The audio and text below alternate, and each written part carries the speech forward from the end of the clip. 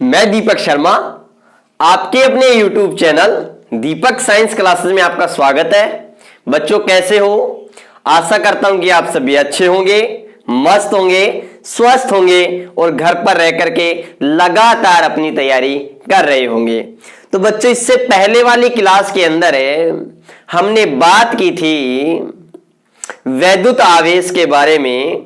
हम वैद्युत आवेश के बारे में बात कर रहे थे और उस क्लास के अंदर हमने बात की थी कि जब दो पदार्थों के अंदर घर्षण करवाया जाता है तो किसी पर पॉजिटिव चार्ज उत्पन्न होता है। एक पदार्थ पर पॉजिटिव चार्ज आ जाता है और दूसरे पदार्थ पर नेगेटिव चार्ज आता है। उसको हमने समझा था विद्युत आवेश के इलेक्ट्रॉन सिद्धांत के माध्यम से, और मैंने आपको अच्छे से क्लियर किया था इसे इलेक्ट्रॉन सिद्धांत क्यों कहते हैं। किसी भी कण के आवेशित होने के लिए इलेक्ट्रॉन उत्तरदायी होता है, क्यों होता है, इन सभी प्रश्नों के जवाब हम इससे पहले वाली क्लास में अच्छे से पढ़े हैं। अगर आपने अभी तक वो नहीं देखा है तो मैं डिस्क्रिप्शन में उसका लिंक दे रखा हूं, पहले आप उस क्लास को देखिए, उसके बाद में इस क्लास को देखिए। बिल्कुल सीक्वेंस से आप देखते रहिए।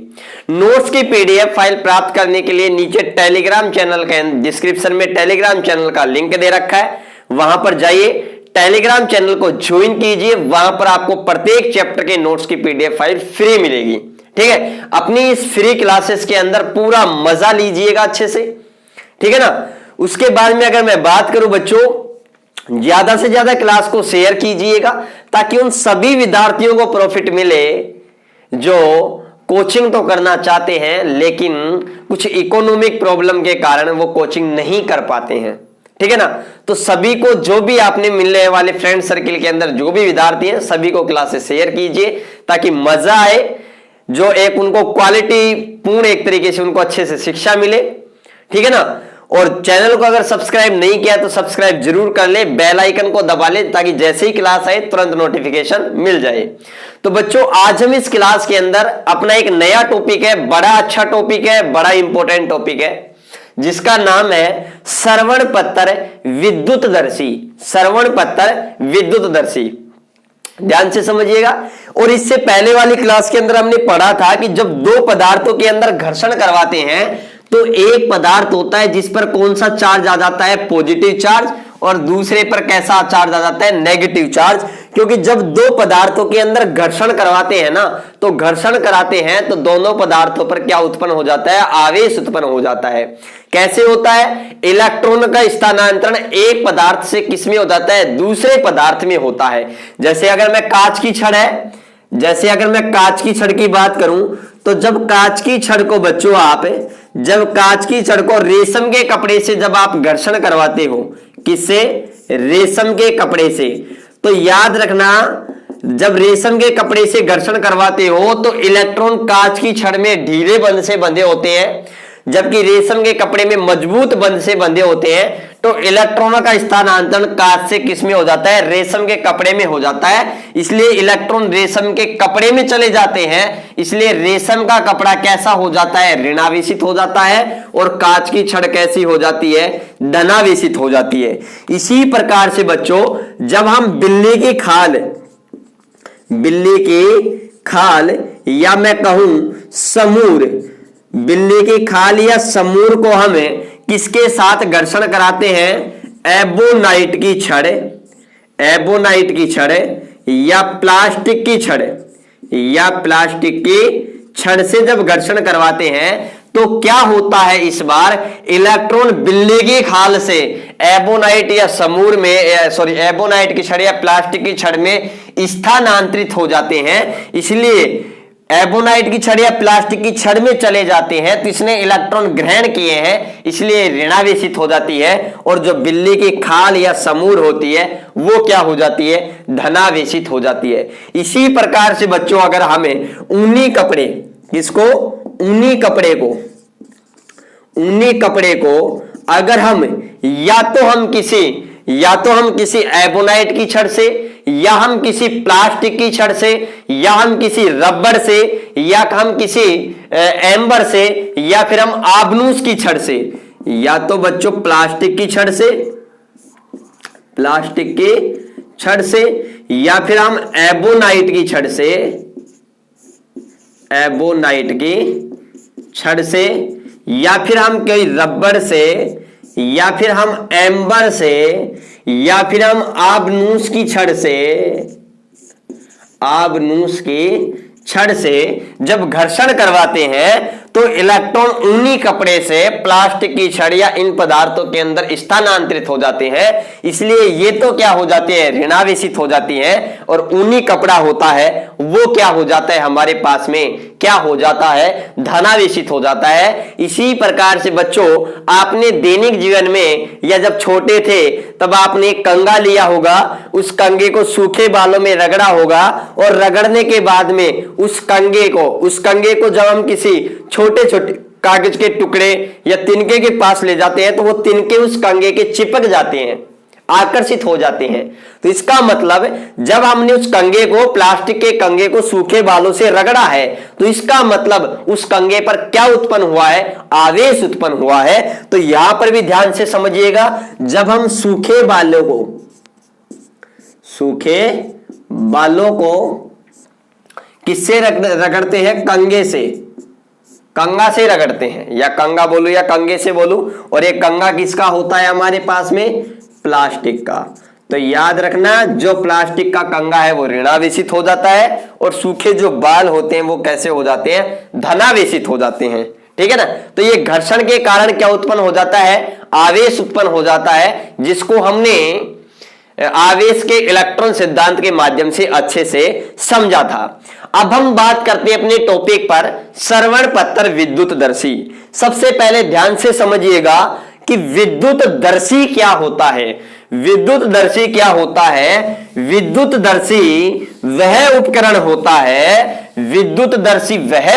होता है जिसकी सहायता से हमें किसी वस्तु पर आवेश की उपस्थिति व प्रकृति की पता लगाने के लिए, या आवेश की उपस्थिति या प्रकृति ज्ञात करने के लिए प्रयोग किया जाता है। उस उपकरण को हमें क्या कहते हैं, विद्युतदर्शी कहते हैं, या इलेक्ट्रोस्कोपी कहते हैं। ध्यान से समझिएगा। और यदि उस विद्युतदर्शी में सोने की पन्नी काम मिल जाए, ये श्रवण पत्र काम मिल जाए, तो फिर हम उसको क्या बोल देते हैं, श्रवण पत्र विद्युतदर्शी। क्या बोल देते हैं, श्रवण पत्र विद्युतदर्शी।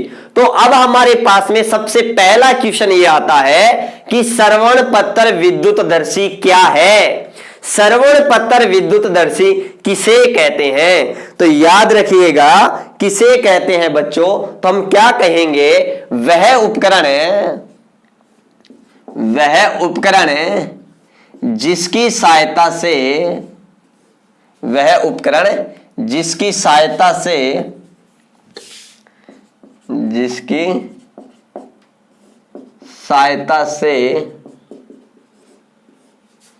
किसी वस्तु पर या पदार्थ पर आवेश की उपस्थिति व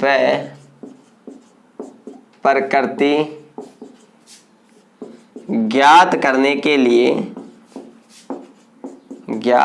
के लिए उपयोग किया जाता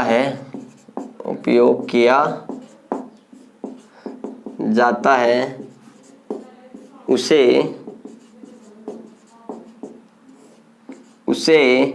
श्रवण पत्र विद्युतदर्शी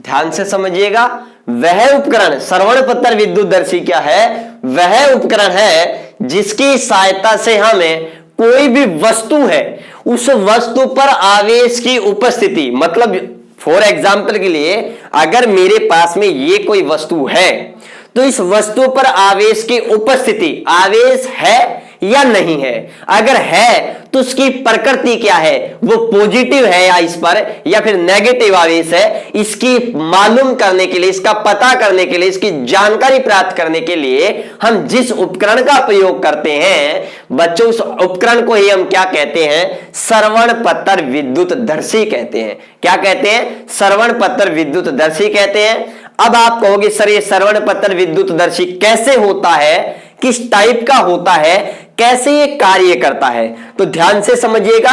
श्रवण पत्र विद्युतदर्शी में एक कांच का बॉक्स होता है। ये हमारे पास में एक कांच का बॉक्स है। क्या है?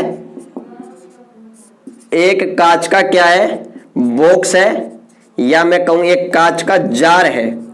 ठीक है, इस जार के अंदर ये हमारे पास में एक विद्युत रोधी कोर्क लगा होता है। क्या होता है? विद्युत रोधी कोर्क होता है।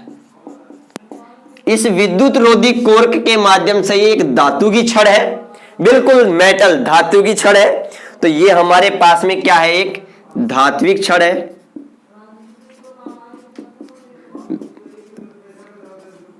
धात्विक छड़ है जो इस विद्युत रोधी कोरक के माध्यम से बिल्कुल सीधी रहती है। और यहां पर हमारे पास में इस धात्विक छड़ के नीचे क्या लगे होते हैं? श्रवण पत्र लगे होते हैं। श्रवण पत्र इसलिए लगे होते हैं क्योंकि श्रवण पत्र बहुत ज्यादा सेंसिटिव होते हैं। सोने की पन्नी से हम बहुत बारीक पतले पन्नी बना सकते हैं सोने का जो आसानी से क्या हो जाती है? फैल जाती है और आसानी से सिकुड़ जाती है। इसलिए यहां पर हम श्रवण पत्र काम में लेते हैं। और यहां पर हमारे पास में क्या होती है? एक धातु की घुंडी होती है। क्या होती है? धातु की ये घुंडी होती है। अब क्या होता है इस बात को ध्यान से समझिएगा। तो हम कह सकते हैं कि श्रवण पत्र क्या है? श्रवण पत्र विद्युतदर्शी क्या है? श्रवण पत्र विद्युतदर्शी है वो एक सिंपल सा उपकरण है। इसमें एक कांच का बॉक्स होता है जिसमें विद्युत रोधी कोरक की सहायता से क्या एक लोहे की या मैं कहूं धात्विक छड़ रहती है, जिसके नीचे क्या लगे होते हैं? श्रवण पत्र लगे होते हैं। और ऊपर क्या होती है? एक धातु की घुंडी होती है हमारे पास में। अब देखो ये कैसे कार्य करती है, इस बात को ध्यान से समझिएगा कि ये कार्य कैसे करती है। जब हम कोई भी इस धातु की घुंडी के पास में एक आवेशित छड़ लेकर के जाते हैं, एक आवेशित छड़ लेकर जाते हैं, जैसे मैंने ये मान लिया ये एक आवेशित छड़ है। जब एक आवेशित छड़ लेकर के जाते हैं तो इस पर जो आवेश है वो जैसे इस चालक धातु के संपर्क में लेके आऊंगा तो आपको पता है ये धातु की छड़ है वो भी चालक है, ये जो छड़ है वो भी चालक है, या इस पर आवेश है चालक है। तो बच्चों इसका जो आवेश है ना वो इस छड़ पर क्या हो जाएगा? स्थानांतरित हो जाएगा। और स्थानांतरित होते हुए जैसे अगर मैं कहूं कि मेरे पास में देखो मैं एक कांच की छड़ लेके जा रहा हूं, इसके पास में क्या लेके जा रहा हूं? एक कांच की छड़। ध्यान से समझिएगा, ये कांच की छड़ है। और आपको पता है कांच की जो छड़ होती है ना उस पर कैसा आवेश होता है बच्चों? उस पर धनावेश होता है। कैसा आवेश होता है? धनावेश होता है। और ये हमारे पास में बच्चों क्या है? ये हमारे पास में कांच की छड़ है। किसकी छड़ है? कांच की छड़ है। और वो भी कैसी छड़ है? आवेशित कांच की छड़ है। इस बात को भी आप ध्यान से समझिएगा। तो ये जो धनावेश है ना वो जैसे इसके संपर्क में आएगा, ये धनावेश इस छड़ के माध्यम से इन श्रवण पत्र पर क्या हो जाएगा बच्चों? फैल जाएगा। और जब दोनों श्रवण पत्र पर आवेश आ जाएगा तो बच्चों ध्यान से समझिएगा, ये दोनों श्रवण पत्र हैं वो पहले ऐसे थे तो इनमें क्या हो जाएगा? ऐसे फैल जाएंगे। क्या क्यों फैल जाएंगे? क्योंकि दोनों पर कैसा आवेश आया है? समान आवेश आया है। अगर इस पर पॉजिटिव चार्ज है तो दोनों पर पॉजिटिव ही आएगा, अगर यहां पर नेगेटिव चार्ज है तो दोनों पर नेगेटिव आएगा। तो याद रखिएगा ये आवेश दोनों आवेश आने के कारण इन श्रवण पत्र के बीच में क्या होता है? प्रतिकर्षण होता है। और इस प्रतिकर्षण के कारण ये श्रवण पत्र क्या हो जाते हैं? फैल जाते हैं। अब श्रवण पत्र फैल जाते हैं या श्रवण पत्र सिकुड़ जाते हैं पहले की तुलना में, इसका मतलब ये बात क्लियर है कि इस वस्तु पर क्या है? आवेश उपस्थित है। अरे पहले श्रवण पत्र ये थे इस टाइप से, केवल इतने फैले हुए थे। अगर इनके अंदर फैलाव ज्यादा हो जाता है, ऐसे फैल जाते हैं, तो इसका मतलब एक बात क्लियर हो गई कि जो ऊपर से हमने जो वस्तु लगाई है, स्पर्श कराया है जिस वस्तु का, उस पर 100% आवेश है। अरे आवेश है क्योंकि इन श्रवण पत्रों में क्या आ गया? फैलाव आ गया उस आवेश के प्रतिकर्षण के कारण। और इस श्रवण पत्र पर फैलाव है ना वो याद रखिएगा वो डिपेंड करता है आवेश की मात्रा पर। अगर आवेश की मात्रा ज्यादा आ रही है तो श्रवण पत्र पर फैलाव भी क्या होगा, ज्यादा होगा। तो इस बात को भी याद रखिएगा कि यहां पर एक बात याद रखिएगा, श्रवण पत्रों का फैलाव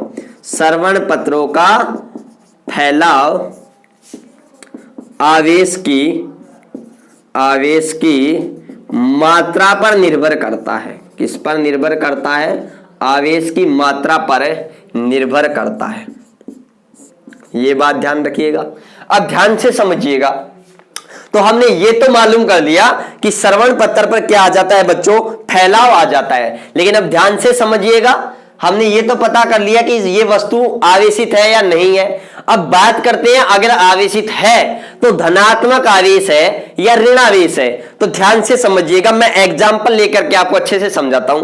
मान लिया जब हमने पहले एक धनावेशित छड़ लेकर के आए थे, तो इसका धनावेश है ना, वो इस धात्विक छड़ के माध्यम से इस श्रवण पत्र पर क्या हो गया, फैल गया, जिसके कारण ये श्रवण पत्र में क्या हो जाता है, प्रतिकर्षण होता है। अब क्या करते हैं, हमें नहीं पता कि इस पर धनावेश है, हमें नहीं पता इस पर धनावेश है।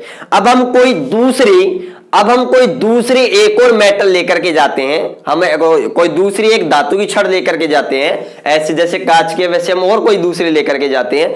अब हम उसको क्या कराते हैं, इस पर स्पर्श कराते हैं। अब उस पर जो आवेश है, लेकिन इस पर हमें मालूम है, देखो इस पर तो हमें पता करना है कि आवेश की प्रकृति क्या है, आवेश उपस्थित है या नहीं है, और उसकी प्रकृति क्या है। तो आवेश उपस्थित है या नहीं है, इसका मालूम तो हमें श्रवण पत्रों में फैलाव के माध्यम से पता लग जाएगा। लेकिन अब हमें यह मालूम करना है कि इस पर आवेश कौन सा है, पॉजिटिव है या नेगेटिव है, और हमें मालूम नहीं है। आप एक मिनट के लिए मान लीजिए हमें मालूम नहीं है, और हमारे पास में कोई एक ऐसी वस्तु है जिस पर आवेश की उपस्थिति का हमें मालूम है। जैसे इसका मेरे को मालूम है कि इस पर कैसा आवेश है, धनावेश है या ऋणावेश है, कुछ भी मान लो। अब देखो, जैसे ही आप एक छड़ को लेकर के जाते हो, इस पर आवेश, इसका आवेश इस पर चला जाएगा। आपको पता है, चाहे तो यहां पॉजिटिव चार्ज हो और चाहे यहां नेगेटिव चार्ज हो, अरे श्रवण पत्र में तो क्या होगा, फैलाव होगा, क्योंकि समान आवेश क्या कर रहे हैं, प्रतिकर्षण कर रहे हैं। लेकिन हमें यह पता नहीं है कि वो पॉजिटिव है या नेगेटिव है। लेकिन हमें इस वस्तु पर पता है कि इस पर चार्ज कैसा है, इस पर चार्ज कैसा है रे, इस पर चार्ज नेगेटिव है। हमने मान लिया एक मिनट के लिए, पॉजिटिव भी मान सकते हैं। अब ध्यान से समझो, अगर इस पर चार्ज, अगर अब हम इसको आवेश देते हैं, तो ध्यान से समझिएगा, इस छड़ को, ये नेगेटिव छड़ है, इसको हम स्पर्श कराते हैं तो इसका नेगेटिव चार्ज इस पर चला जाएगा, और नेगेटिव चार्ज चला जाएगा। अब ध्यान से समझिएगा, यहां पर श्रवण पत्र पर अब कैसा चार्ज जा रहा है, नेगेटिव चार्ज। और नेगेटिव चार्ज जाने के बाद में अगर श्रवण पत्रों में फैलाव और ज्यादा होता है, इसका मतलब क्या है, इसका मतलब यह है कि पहले भी नेगेटिव चार्ज था और अब नेगेटिव चार्ज और मिल रहा है, तो प्रतिकर्षण और ज्यादा हो रहा है। इसका मतलब फैलाव और ज्यादा हो रहा है। तो इसका मतलब ये बात क्लियर है, इसको हमने नेगेटिव चार्ज दिया है, इसका मतलब इससे पहले जिस छड़ का स्पर्श कराया उस पर भी कैसा चार्ज है, नेगेटिव चार्ज है। क्यों? क्योंकि मैंने बता दिया, श्रवण पत्रों का फैलाव आवेश की मात्रा पर निर्भर करता है। अगर पहले से नेगेटिव दिया गया है और हम इस छड़ से और नेगेटिव दे रहे हैं, तो फैलाव और ज्यादा बढ़ेगा कि नहीं बढ़ेगा? अरे बढ़ेगा।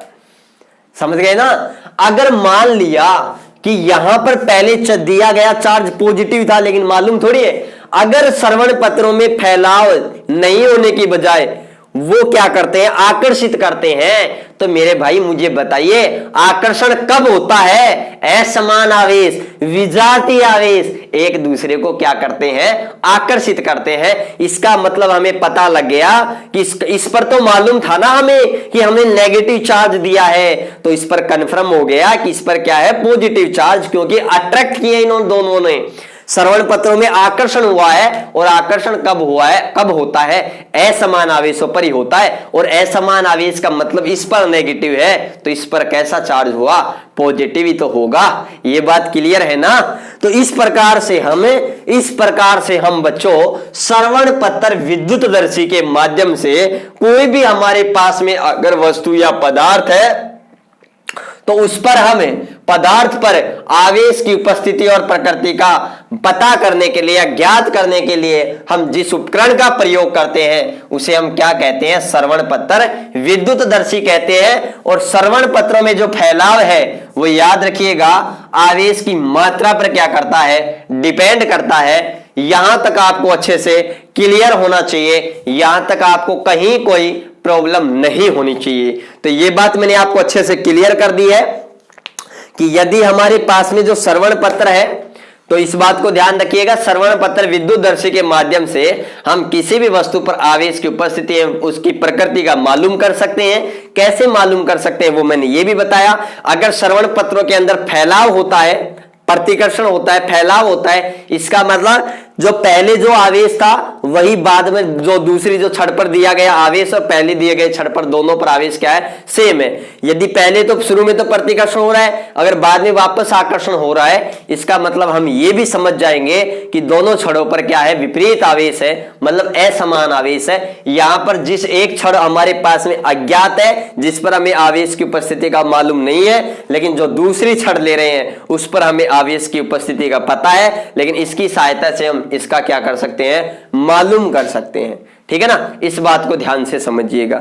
ये बात हमें क्या होना चाहिए, क्लियर होनी चाहिए, यहां तक कोई भी दिक्कत नहीं होनी चाहिए। ठीक है ना, तो ये टॉपिक आज की क्लास में हम यहीं तक रखते हैं, श्रवण पत्र विद्युतदर्शी तक। इस टॉपिक को आप अच्छे से क्लियर कीजिएगा और ज्यादा से ज्यादा क्लास को लाइक कीजिएगा, शेयर कीजिएगा। ठीक है, अगर क्लास पसंद आई है तो कैसी लगी है क्लास कमेंट कीजिएगा। ठीक है, तो मिलते हैं नेक्स्ट क्लास में। घर पर रहें, स्वस्थ रहें, मस्त रहें। तो मिलते हैं नेक्स्ट क्लास में, तब तक आप सभी का बहुत बहुत धन्यवाद। Thank you.